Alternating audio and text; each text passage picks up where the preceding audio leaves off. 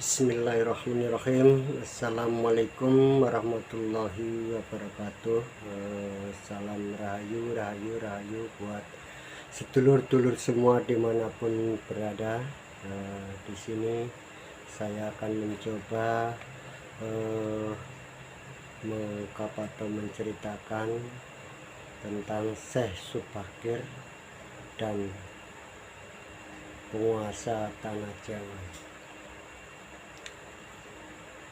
Dan pada awalnya atau dulunya di tanah Jawa yang merupakan dulunya masyarakat penduduknya, yaitu merupakan pembawa ajaran Budi yang mana masyarakatnya sangat menghormati ajaran nenek moyangnya, yang pada dasarnya rukun, damai, saling menghormati, saling asa-asih dan asuh. Bahkan sifat gotong royong itu merupakan keseharian daripada masyarakat di tanah Jawa, saling membantu, saling menolong kepada siapapun,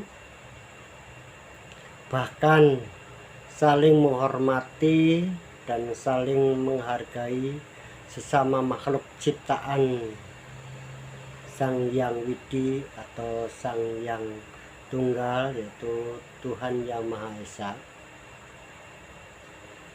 Hingga bangsa asing yang mau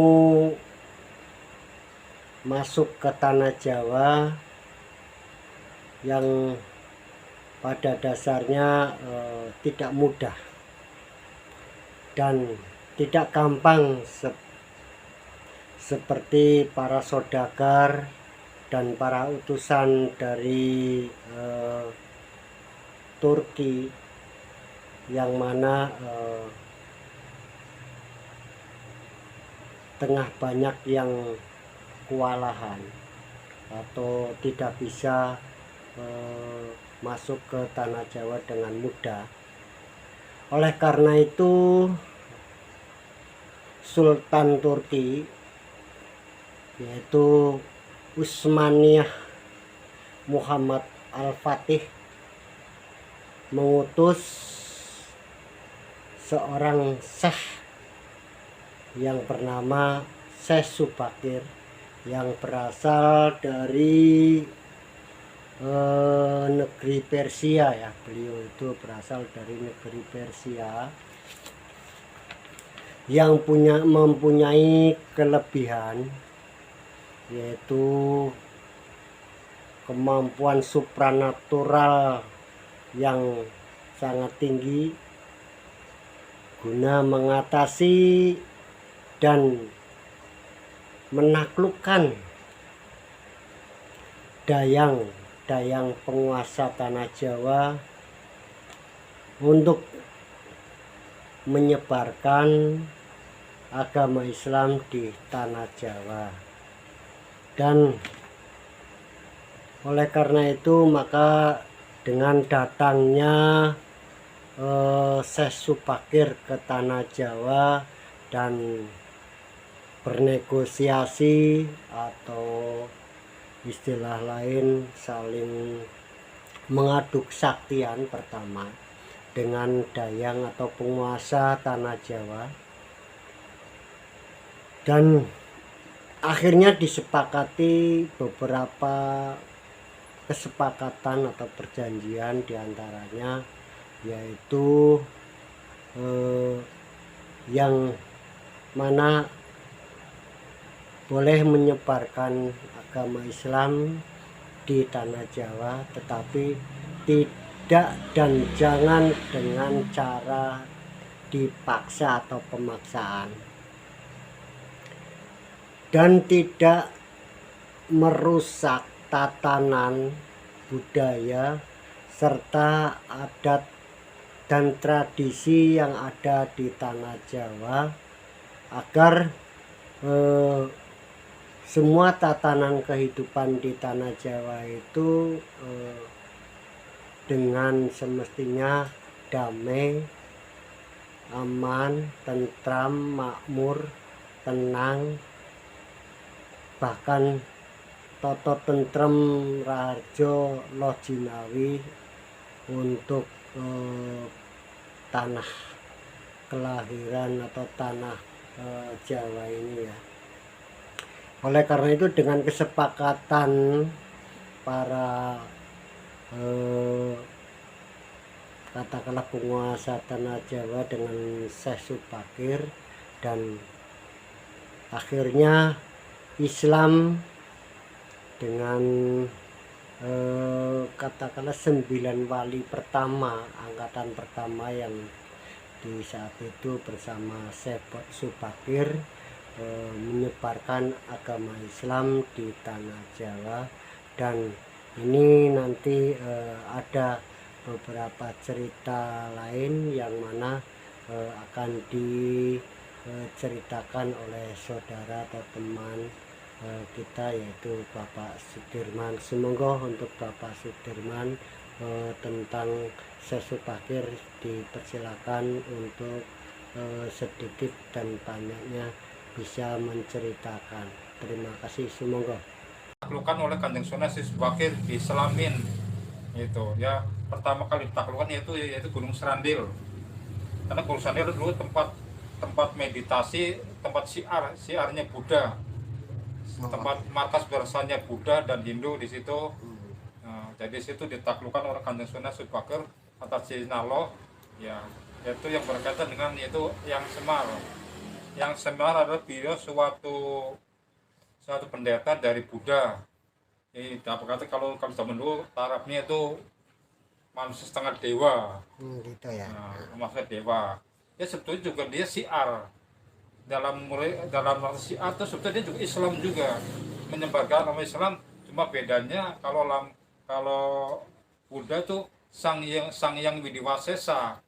Sang yang Widiwasesa bahasa kita itu artinya Tuhan yang Maha Esa, yaitu Allah sebetulnya. Iya. Nah, karena Islam tuh sebetulnya yang menyempurnakan di antara 4 kitab itu, yaitu kitab Samawi ada 4, Taurat, Zabur, Injil, dan Al-Quran, disempurnakan oleh Islam. Nah, akhirnya yang semua diislamkan, akhirnya semuanya masuk Islam. Itu pertama kali ditaklukkan itu Gunung Serandil ya, sampai sekarang itu masih dikatakan bahasa kita tuh karomah. Yaitu karomahnya sangat tinggi, tempat mujahadah, tempat beribadah, tempat berdoa itu untuk mohon untuk memunajat, mohon rahmat dari doanya Allah dari situ. Jadi sampai sekarang orang masih meyakini dan percaya di sini itu Gunung Serandil. Ya di situ hampir sebetulnya Gunung Serandil sendiri betulnya petilasan dari hampir banyak dari Somalangu, dari Syekh Afisani, Syekh Kafal Yemani, dari banyak orang Somalangu, dari Somalangu sendiri, mohon izin Mbah, dari Hadramaut, dari Tarif sebetulnya. Pas kebetulan saya sendiri berarti masih keturunannya beliau dari Kanjeng Sunan Syekh Afisani yang ada di Serandil. Mohon izin, walau alam ini atas izin Allah, kenapa kita harus sebetulnya juga malu sama Kanjeng Sunan yang ada di belakang saya. Tapi walau kenapa kita harus ngomong kayak gini ya, karena itu tadi, satu, kita dalam rangka siar di ilah kalimat karena Allah ya, kita menegakkan kalimat tauhid karena Allah ya. Maka saya biarpun gini makanya biar ini saya sampaikan yang hak ada yang hak, yang batil ada batil. Satu ayat ya, karena sampai karena waktu ayat ya. Pergerakan alam pun segera terjadi setelah Syekh Subakir selesai melakukan riadoh dan ikhtiarnya. Tiba-tiba perubahan drastis selama 3 hari 3 malam. Cuaca mendung, angin bergerak cepat, kilat menyambar menimbulkan hujan, api, gunung-gunung bergemuruh tiada henti. Lelembut, setan, siluman lari berhamburan. Jin, peri, banaspati, kuntilanak, jalangkung semua hanyut dalam air karena terusik oleh daya dan pancaran energi batu hitam Raja Aji Kalacakra tersebut. Makhluk halus yang masih hidup pun mengungsi ke lautan. Sebagian makhluk gaib jahat Ada yang mati akibat tak kuat menawan hawa panas dari tumbal yang dipasang oleh Syekh Subakir tersebut. Melihat hal itu, konon raja di raja bangsa jin yang telah 9.000 tahun bersemayam di puncak Gunung Tidar terusik dan keluar mencari penyebab timbulnya guncangan ekosistem dan perubahan energi alam yang mengganggu bangsa jin dan lembut di tanah Jawa. Raja di raja jin itu lalu berhadapan dengan Syekh Subakir dan menanyakan maksud pemasangan batu hitam Raja Aji Kalacakra tersebut. Sang ulama menyatakan maksud dia menancapkan batu hitam Raja Aji Kalacakra itu untuk menseimbangkan ekologi dan ekosistem tanah Jawa agar semua makhluk hidup bisa hidup harmoni, berdampingan bersama-sama, serta untuk menyampaikan pesan rahmatan lil alamin agar semua bangsa jin dan lembut yang ada di tanah Jawa bisa menerima penyebaran ajaran Islam di tanah Jawa.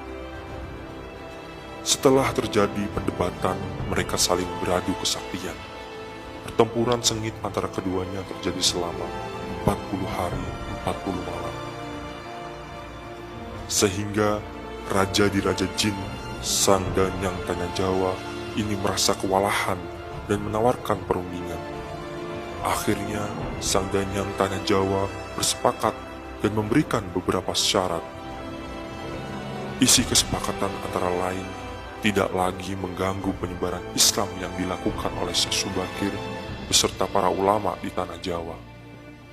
Dengan catatan tidak boleh ada unsur paksa memaksa dalam bentuk apapun serta wajib menghormati tradisi, nilai-nilai, dan kearifan lokal yang telah ada. Selanjutnya, Syekh Subakir juga menyampaikan kepada Sang Danyang Tanah Jawa bahwa siapa saja yang memiliki dan mengamalkan rapalan mantra dan doa Syekh Subakir yang berbunyi Subhana man ihtajaba bijabaratihi an khalqihi fala ainun tarahu la nidda wala didda siwahu. Dia harus dihormati dan tidak boleh diganggu oleh bangsa jin, lelembut, dan dedemit tanah Jawa karena dia adalah anak keturunan Syekh Subakir dan penerus perjuangannya. Karena tugas jin dan manusia di alam dunia ini untuk beribadah kepada Allah Ta'ala. Dengan adanya batu hitam Raja Aji Kalacakra itu, maka amanlah Gunung Tidar dan terwujudlah kehidupan harmoni dalam keselarasan kehidupan semesta. Dengan rapalan mantra dan doa itu, masyarakat tanah Jawa yang beragama Islam insya Allah akan selamat dari gangguan bangsa jin dan lembut. Nama Syekh Subakir lalu menjadi sangat terkenal dan dikagumi di kalangan para ulama, para pendekar, penganut ilmu gaib dan kanuragan, bangsawan, serta masyarakat di tanah Jawa ketika itu. Selain itu, tugas utama Syekh Subakir untuk membersihkan tanah Jawa dari pengaruh negatif makhluk halus telah selesai. Selanjutnya, setelah Syekh Subakir wafat, perjuangannya dilanjutkan oleh Wali Songo generasi berikutnya. Namun, di Gunung Tidar, di antara petilasan makom dan makam Syekh Subakir di Gunung Tidar, Magelang, dan Blitar, Jawa Timur, di dekat Candi Penataran, Jawa Timur. Tempat ini pun kerap didatangi para peziarah yang mengirimkan doa untuk Syekh Subakir dan berharap mendapatkan keberkahan. Hikmah dari cerita Syekh Subakir adalah ajaran Islam mengejarkan untuk tetap menghormati kearifan lokal dan budaya masyarakat yang ada.